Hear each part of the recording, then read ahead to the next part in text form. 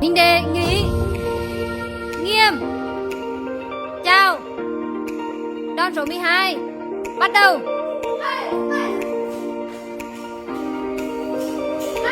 1 2 3 4 5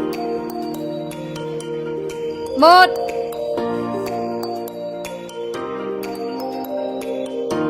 2 3 4